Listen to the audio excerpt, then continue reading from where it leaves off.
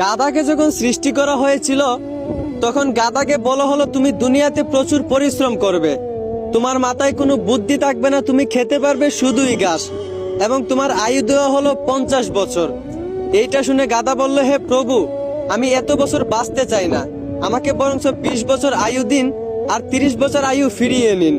গাধার এই প্রস্তাব মঞ্জুর করা হলো। এরপর যখন কুকুরকে সৃষ্টি করা হলো, কুকুরকে বলা হলো তোমার খাবার হবে মানুষের বাসি খাবার, মানুষের রেখে যাওয়া নষ্ট খাবার, এবং তোমার আয়ু দেওয়া হলো 30 বছর।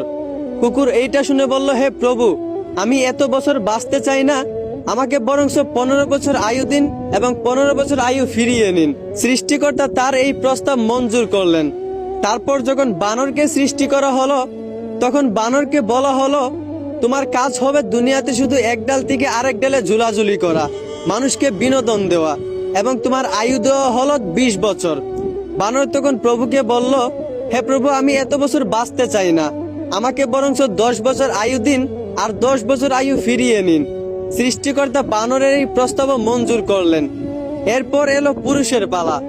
পুরুষকে যখন সৃষ্টি করা হলো, তখন পুরুষকে বলা হলো তুমি হচ্ছ সৃষ্টি জগতের সবচেয়ে শ্রেষ্ঠ প্রাণী, আর তোমার আয়ু দেওয়া হলো 20 বছর।